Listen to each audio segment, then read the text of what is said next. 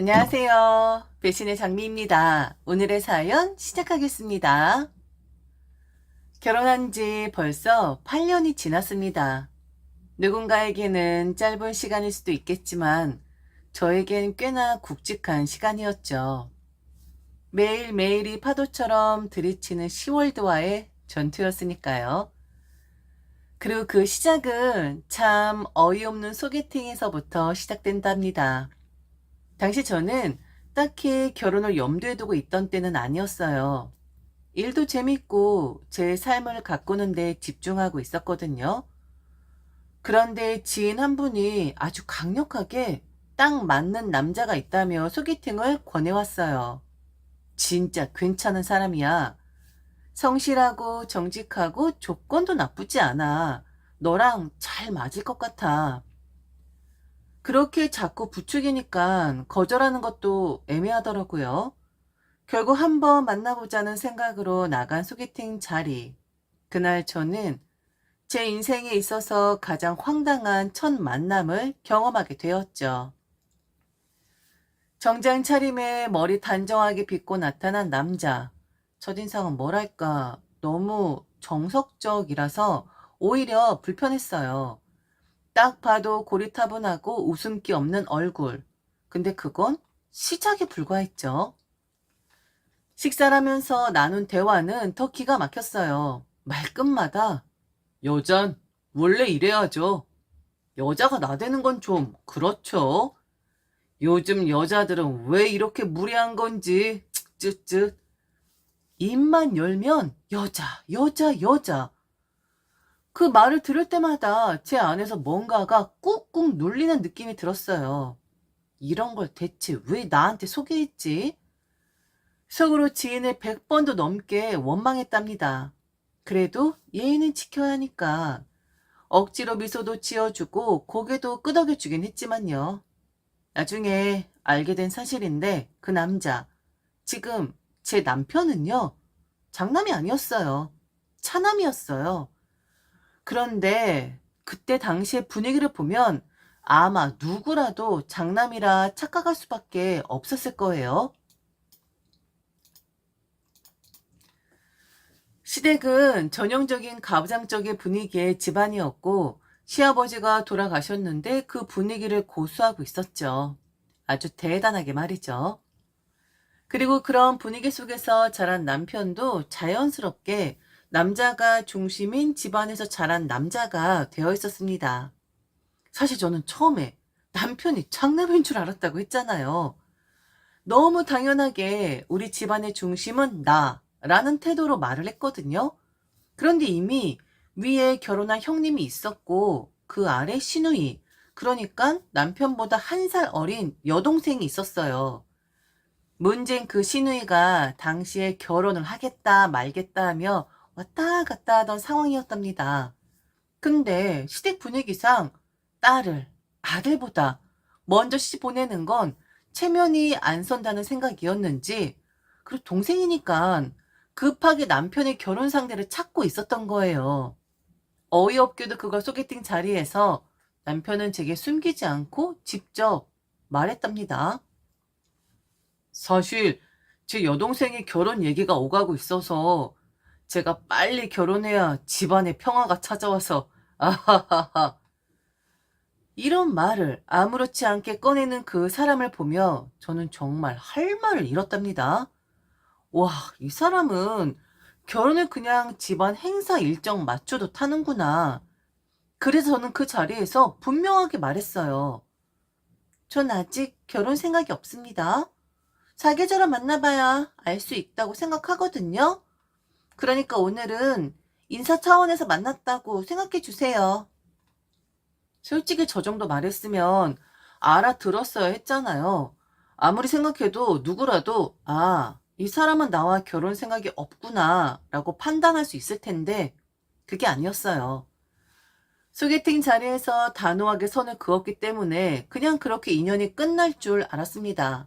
속으론 이건 아니지라는 생각이 강했고 한 번 보고 많은 사이일 거라고 생각했죠.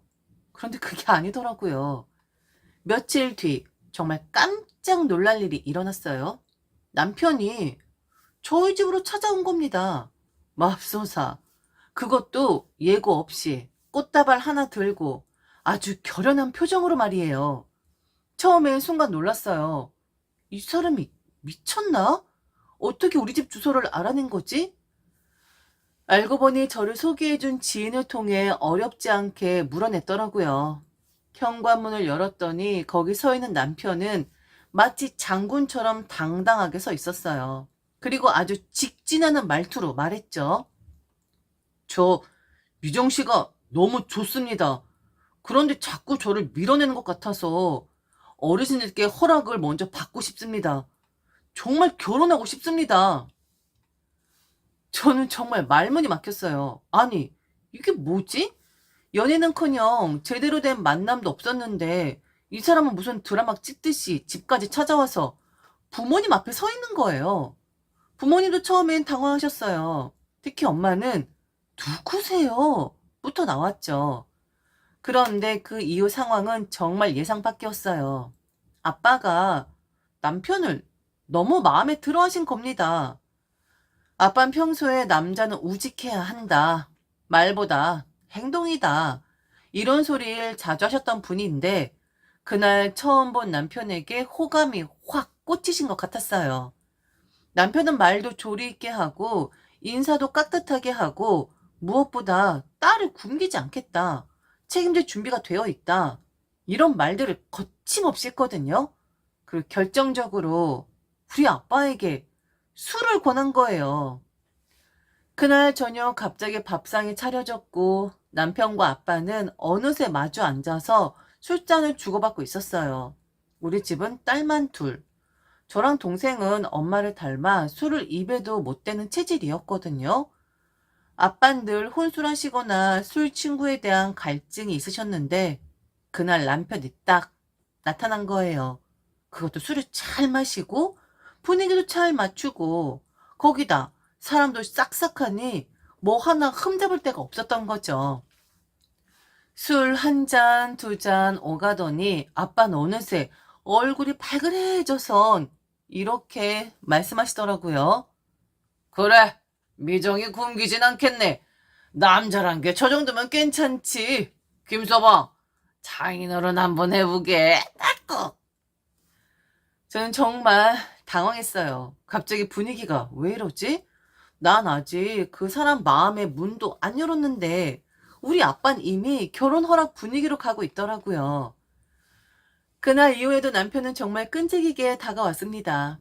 회사 앞에서 기다렸다가 밥 사주고 퇴근길에 몰래 선물 놓고 가고 명절이면 부모님께 인사드리러 일부러 찾아오고 정말이지 전형적인 직진형 스타일이었어요. 그렇게 시간이 흐르다 보니 처음엔 당황스럽고 부담스러웠던 그 모습이 어느 순간부터는 조금씩 아주 조금씩 마음을 건드리더라고요. 무엇보다 아빠가 너무 좋아하시니까 저도 괜히 마음이 흔들렸던 것 같아요. 그러다 보니 정신 차리고 보니 제가 웨딩 드레스를 입고 결혼식장에 서 있더라고요. 이게 진짜 현실인가? 하객들 사이에서 부모님이 웃고 계시고 남편은 제 손을 꼭 잡고 있었고 저는 아무 말 없이 미소만 짓고 있었어요. 그때 몰랐어요. 그 웨딩 드레스 뒤에 무엇이 숨어 있을지. 정확히 말하면 결혼이라는 말 뒤에 따라오는 시댁이라는 단어가 그 모든 걸 송두리째 바꿔놓더라고요. 결혼 전까지만 해도 조금 고리타분한 면이 있지만 그래도 성실한 사람이다 싶었던 남편은 결혼하고 나니 그저 눈치만 보는 차남이었습니다. 시댁 식구들 앞에선 입 한 번 제대로 떼지 못했고 무슨 일이 있어도 형 말 따라야지. 형이 그렇게 하자면 그냥 해야지. 형수님이 그러셨으면 그런 거지. 하는 말만 반복했어요. 그때서야 저는 알게 되었죠. 이 집안의 가장 센 사람은 시어머니도 아닌 바로 아주버니 부부였다는 걸요. 말 그대로 아주버니 부부의 말이 법이었습니다. 시댁 행사도 아주버니 부부 시간표에 맞춰지고 명절 스케줄도 아주버니 부부 손바닥 안에서 움직였죠. 그렇게 위에서 누르고 옆에선 남편이 가만히 있고 저는 점점 작아졌고 점점 말수가 줄어들 수밖에 없었습니다. 그러던 어느 날 지금도 기억이 또렷한 비참했던 순간이 있었습니다. 시댁 식구 전원이 저희 집에 식사를 하러 온 날이었어요. 시어머니, 아주버니 부부, 시누이 부부 정말 북적북적했죠. 저는 뭐 하나 부족하지 않게 하려고 며칠 전부터 장을 보고 전날 밤엔 잠도 거의 못 자고 이것저것 준비를 했어요. 심지어 특별히 주문이 들어왔던 시어머니가 꼭 하라고 했던 형님이 좋아한다는 연잎밥까지 따로 준비했을 정도였죠. 그런데 식사가 끝나갈 즈음 갑자기 시어머니가 화장실에서 나오시더니 형님을 부르시는 거예요. 그리고 형님은 시어머니와 대화를 나누더니 갑자기 제게 손짓을 하는 겁니다. 동서, 잠깐만 이리 와봐. 네? 형님, 무슨, 뭔가 잘못됐나? 음식에 뭐가 들어갔나? 머릿속에서 온갖 생각이 휘몰아쳤죠. 그렇게 따라간 곳은 화장실 앞. 그 좁은 복도에서 형님은 팔짱을 낀 채 저를 보며 말했습니다. 어머니가 지금 화장실에서 날파리 2마리 발견했대. 동서, 청소를 어떻게 하는 거야? 어머니가 한마디 하시려고 하는 거 내가 대신하는 거야. 네? 날파리 2마리요? 동서, 나도 이런 소리 들으면 기분 나쁠 거라는 거 알아. 그런데 어머니 입장에서 아들 집을 며느리가 이렇게 지저분하게 해놓으면 좋아라 하시겠어? 식사 잘하고 나서 너무 기분이 나쁘다고 하시네. 화장실에서 날파리 2마리를 파서. 아니, 형님. 청소 똑바로 해. 그리고 지금 바로 들어가서 날파리 잡아. 어머니가 날파리 잡아서 가지고 오래. 알았어? 전날 밤을 꼬박 새워가며 전이며 찜이며 음식을 하고 모든 사람의 입맛에 맞추기 위해 냉장고를 비워가며 준비했는데 돌아오는 반응이 화장실 벌레였다는 사실이 너무너무 황당했죠. 그런데 더 이상한 건 제 행동이었어요. 순간 아무 말도 못하고 그냥 아, 네 하고 화장실로 들어가 버렸다는 거예요. 지금 생각하면 그게 정말 비참했던 순간이었어요. 화장실 불을 켜고 한 손에 휴지를 쥐고 천장을 올려다보며 날아다니는 그 하찮은 날파리를 30분 가까이 따라다녔어요. 바닥을 기던 자존심이 그때는 어느새 변기 아래로 꺼져버린 느낌이었죠. 계속해서 머리를 맴돌던 말. 내가 지금 뭐하고 있는 거지? 그 자리에선 그저 몸이 움직이는 대로 움직였어요. 눈물도 안 났어요. 그저 무표정하게 벽을 보고 천장을 보고 휴지를 만지작거리며 날파리를 쫓았죠. 식사가 끝나고 다들 웃으며 자리를 정리하고 형님은 형님대로 동서 수고 많았어 말을 툭 던졌고 시어머니는 다음에 문 열어놓고 환기 좀 시켜라며 핀지 하나 주셨어요. 그 말, 그 눈빛, 그 시선들 하나하나가 제 마음을 후벼 팠습니다. 모든 시댁 식구들이 돌아간 뒤에야 그 감정들이 한꺼번에 몰려왔어요. 숨이 턱 막히고 가슴이 쪼이고 그제야 눈물이 왈칵 쏟아졌죠. 남편은 거실 소파에 앉아서 핸드폰만 들여다보고 있었어요. 저는 주방 앞에서 한참 서 있다가 도저히 참을 수 없어서 조용히 그러나 단단하게 입을 열었어요. 나 오늘 화장실에서 벌레 잡았어. 남편이 슬쩍 고개만 돌렸어요. 그 어떤 반응도 없이 말도 표정도 아무것도 없이 그 모습에 더 이상 억눌려지지 않더라고요. 아니 그걸 말이라고 하냐고. 형님이 날 부르더니 시어머니가 불쾌하셨다고 벌레 잡으래. 그래서 내가 30분 동안 화장실에서 천장 보고 벽 보고 벌레 2마리 잡으려고. 목소리가 점점 떨리기 시작했어요. 숨이 막히듯 가슴에 뜨겁게 달아오르더니 그동안 참아왔던 말들이 폭포처럼 터져 나왔습니다. 내가 지금 당신한테 얹혀 살고 있어? 그래서 내가 이렇게까지 무시당해도 되는 사람이야? 이 집 우리 둘이 같이 한 거잖아. 내가 처음부터 공동명의 하자고 했는데 당신이 그랬잖아. 괜히 그렇게 하면 우리 엄마가 뭐라고 한다고. 그래서 체면 생각해서 당신 이름으로만 한 거잖아. 그런데 지금 뭐야? 당신 말 한마디 못하고 나는 집주인도 아닌 것처럼 눈치 보고 벌레나 잡고 있고.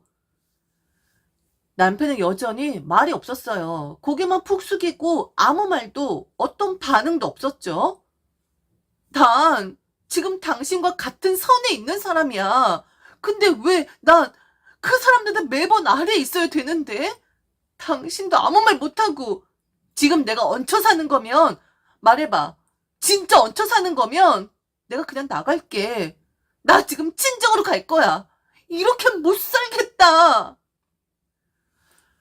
결혼하고 처음이었어요. 남편에게 서운하다는 말을 꺼낸 것이요. 그 전까진 참았죠. 결혼했으니 이 정도는 감수해야지. 시댁은 원래 이런 거니까 나만 조용하면 다 되겠지. 분위기가 그러니 어쩔 수 없잖아. 이런 생각들로 저를 억지로 꾹꾹 눌러왔습니다. 그런데 정말 그날은 나는 이 집안에서 날파리 같은 존재구나.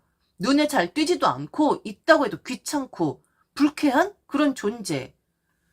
식사 준비하느라 정말 정신없이 보냈고 잠도 못 자고 손도 끝까지 깨질 정도로 정성을 다했는데 결국 돌아온 말은 화장실에 날파리가 있어서 불쾌하다.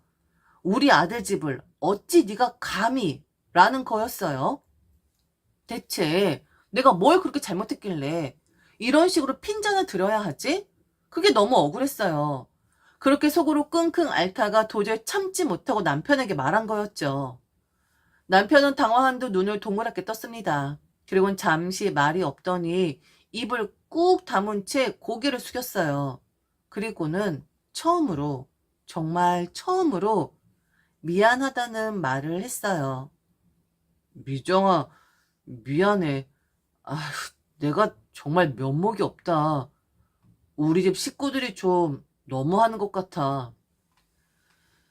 항상 자기 식구들 편을 들던 남편이었는데, 근데 그날은 달랐습니다. 제 눈이 퉁퉁 부어있을 만큼 울고 나서야 남편도 자기 감정을 드러냈어요. 사실 나도 집에 데려다 주면서 형수님한테 한마디 들었어. 당신 이야기하더라. 날파리 얘기 나도 들었어. 사실은 미정아, 나도 기분이 너무 나빴는데 네가 웃고 있길래 괜찮은 줄 알았어. 근데 이렇게 웃는 거 보니까 나도 막 속이 뒤집히고 화가 나. 정말 미안해, 미정아.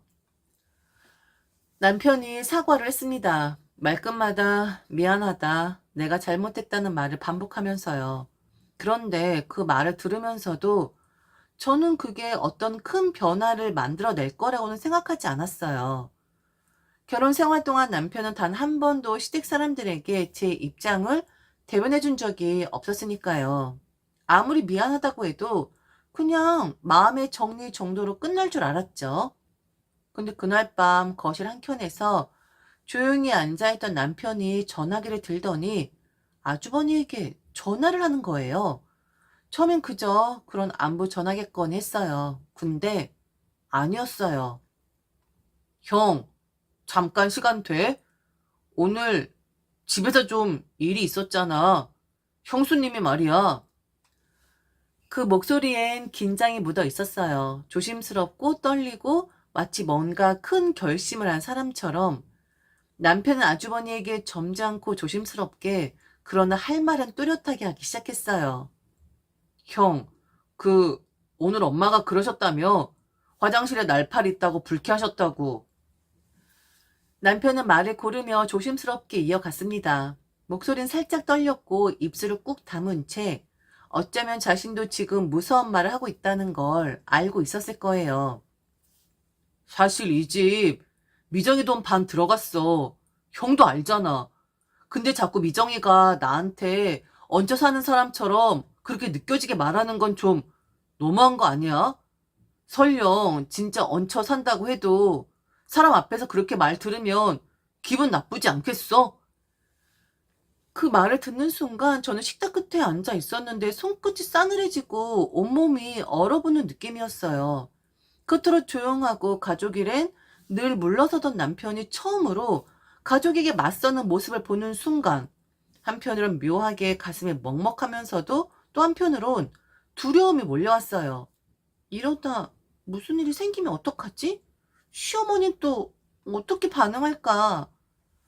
그러나 남편은 멈추지 않았어요. 전화를 끊고는 이번엔 시어머니에게도 바로 전화를 걸었어요. 엄마, 오늘은 좀 제가 말씀드릴 게 있어요. 미정이가 오늘 정말 많이 힘들어했어요. 화장실 벌레 때문에 상처받은 것도 있지만 뭔가 자꾸 우리 집에서 미정이를 무시하는 느낌? 그게 좀 그렇잖아요. 이 집 엄마 모르셨겠지만 미정이도 돈 냈어요.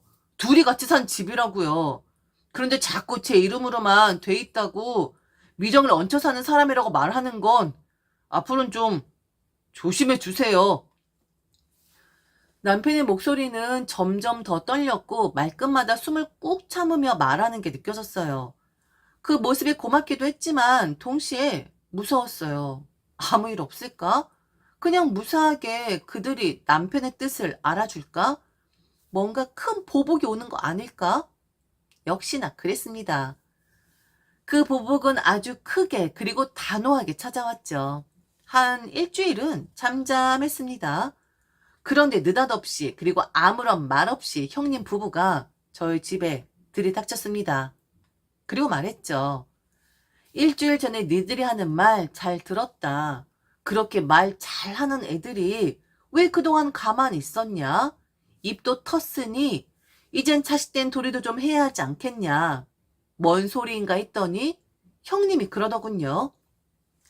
서방님, 저 결혼하고 나서 아버님 제사 항상 제가 도맡아서 하신 건 알죠? 저 임신했을 때도 아버님 제사 지냈던 사람이에요. 기억하시죠? 네, 형수님, 기억합니다. 네, 다행이네요. 그래서 말인데요. 저 이제 이 제사 동서한테 주려고요. 알고 보니 동서가 이 집에서 어른 노릇을 좀 하고 싶어 하는 모양인데 제가 그거 들어주려고요. 동서, 아버님 제사 가져가. 네? 형님, 그게 무슨, 갑자기 이러시면 어쩌나요? 왜? 돌인 싫고 입은 털고 싶어? 난 이 집에 시집와서 한 번도 내 마음대로 해본 적이 없는 사람이야. 속내 내비춘 적 없는 사람이라고. 왜냐? 건방진 여자 될 테니까. 그리고 무례한 여자 될 테니까. 그런데 동선, 헉, 가져가. 내가 줄 테니까 어른 노릇 한번 해보라고. 형, 아니 지금 이게 형수님. 가져가 이 새끼야. 거절하면 아버지 노하신다. 그리고 그동안 우리 집만 보셨는데 이젠 둘째 아들 집도 보셔야지. 둘째 며느리도 제대로 못 보셨을 텐데 안 그래요, 채수 씨? 여기서 지내도록 해. 효도해야지. 안 그래요, 채수 씨? 제정신인가 싶었어요. 그동안 명절이든 제사든 한 번도 제가 주도적으로 뭘 해본 적이 없었어요. 항상 형님이 중심이었고 저는 그냥 묵묵히 옆에서 거들 뿐이었죠. 그러니 무슨 순서가 어떻게 되고 음식은 뭘 얼마큼 해야 하고 어디에 어떤 상차림에 들어가야 하는지 하나도 아는 게 없는데 이제 와서 제사 주관을 맡으라뇨. 이렇게 복수를 하다니 저는 마지막 희망을 남편에게 걸었어요. 이건 아니라고. 지금만큼은 내 편이 돼줄 거라고. 그런데 알겠어요. 그렇게 하죠. 안 그래도 저도 이제 제사도 모시고 효도도 하고 싶었거든요. 웃더라고요. 그 자리에서 입꼬리 살짝 올린 채 그렇게 하겠다고 효도하고 싶었다고 말을 하는 남편을 보는데 숨이 턱 막혔어요. 이 사람 정말로 변한 게 없구나. 며칠 전 벌벌 떨며 자기 가족에게 전화 걸고 미정이 돈 반 들어간 집이라며 단단히 목소리 높이던 그 사람은 그날 거기 없었어요. 역시나 결국엔 피는 물보다 진하다는 그 말, 그게 진짜였던 거죠. 그런데 말입니다. 2주 뒤에 있었던 그 제삿날, 저는 배꼽을 잡았고 시댁 사람들은 뒷목을 잡았답니다. 바로 개조된 남편 때문에 말이죠. 남편이 이상했습니다. 그 전까진 늘 무심하던 사람이 갑자기 TV 앞에 딱 붙어서 여행 홈쇼핑 채널만 유심히 보는 거예요. 처음엔 그냥 그러려니 했죠. 요즘은 홈쇼핑도 정보성으로 보나 보다 그랬는데 이상하게 계속 일본, 대만, 중국, 해외여행 프로그램만 돌려보는 거예요. 그러더니 어느 날 저녁밥 다 먹고 설거지를 마친 제게 슬그머니 다가오더니 묻더라고요. 여보, 저기 갈까? 일본 어때? 아니면 중국? 아니면 당신 가고 싶은 데 있어? 그 말을 들으면서 전 그저 이 사람이 지금 농담하나 싶었어요. 속으론 천장이 무너질 듯 쌓여가는 제사 스트레스에 잠도 제대로 못 자고 있었는데 갑자기 여행지 얘기를 꺼내니까 정말 어이가 없더라고요. 속이 탈 대로 타 들어가는데 저 사람은 마치 일상 대화라도 하듯 말장난처럼 묻는 그 태도에 뭔가 이상하다는 느낌만 남았죠. 하지만 그 이상한 느낌은 그날 제삿날이 다가오면서 모든 게 밝혀지며 정확히 실체를 드러내게 됩니다. 그날 아침 형님과 시어머니에게서 연락이 왔습니다. 잘 준비하고 있냐고. 말하는 톤이 참 가관이었어요. 마치 제가 수십 년 제사를 모셔온 노련한 맏며느리라도 되는 것처럼 당연히 다 알겠지 라는 전자를 툭툭 뱉는 말들. 저는 그 모든 물음에 단 하나의 감정도 담지 않은 말투로 답했습니다. 네, 잘 준비하고 있어요. 그때 남편도 옆에서 말했죠. 그냥 그렇게 대답해. 어차피 곧 알게 되실 테니까. 그렇게 점심이 지나고 슬슬 모일 시간이 다가왔습니다. 형님네, 시어머니, 시누이네까지 모두 저희 집으로 온다고 했고 저도 그저 그러세요 하고 대답했죠. 그리고 약속된 시간이 정확히 지나자마자 우리 부부의 휴대폰이 미친 듯이 울리기 시작했어요. 전화, 또 전화, 또 전화. 정신없이 쏟아지는 부재중 통화와 연달아 터지는 메시지 알림음. 어디냐? 지금 집에 도착했는데 왜 문 안 열어? 안에 있는 거 다 아는데 왜 이래? 문 열어. 제사 지내야지. 너희 지금 뭐 하는 거야? 카톡, 문자, 전화 그야말로 폭격이 쏟아지듯 몰아쳤어요. 집 앞에 모인 시댁 식구들의 전화와 메시지가 눈처럼 쏟아지고 있을 때 남편은 말없이 휴대폰을 들었습니다. 그리고 시댁 단체 톡방을 열었죠. 이후 조용히 한 장의 사진을 올렸어요. 그 사진 속에는 남편의 손목에 걸린 시계 하나. 그건 다름 아닌 시아버지의 유품이었던 시계였습니다. 가죽 밴드가 바래고 세월이 흔적이 가득 묻어있는 그 시계. 그리고 그 시계 너머로는 찬찬한 바다가 펼쳐져 있었죠. 하늘은 눈부시게 맑았고 바닷바람이 스쳐가는 듯한 파란빛 풍경. 그 배경 위로 조용히 그러나 아주 의도적으로 담긴 시계. 제사를 모셔야 할 그날 시아버지의 유품인 시계를 차고 남편은 바다에 있었던 거예요. 그리고 카톡에는 이렇게 장문의 글이 쓰여지게 됩니다. 아버지와 여행 오니 좋네. 식사는 그동안 많이 하셨으니까 이젠 눈 호강 좀 시켜드리려고요. 아버지 유품과 여행 온 거니 아버지와 함께 온 거나 다름없잖아요. 그리고 처음으로 우리 장모님, 장인어른도 소개시켜 드렸네요. 너무 좋아하십니다. 다들 오셨죠? 비번 알려드릴 테니 집에 들어가셔서 뭐 먹을 거 있으면 알아서들 먹고들 가세요. 제사를 지내려다가 여행이 더 효도인 듯 해서 그냥 훌쩍 떠났습니다. 당연히 난리가 났죠. 전화를 하고 문자를 보내고 단톡방은 아수라장이 되었지만 남편은 아무 말도 하지 않았어요. 그저 창밖의 바다를 조용히 바라보며 시아버지 시계 위에 손을 살짝 얹었을 뿐이었죠. 저는 그때까지도 몰랐어요. 남편이 왜 여행 이야기를 꺼냈는지. 그러다 남편이 숙소에서 조용히 제게 말했습니다. 아버지가 꿈에 나오셨어. 그런데 그게 공항이었다? 말씀은 없으셨는데 딱 알겠더라고.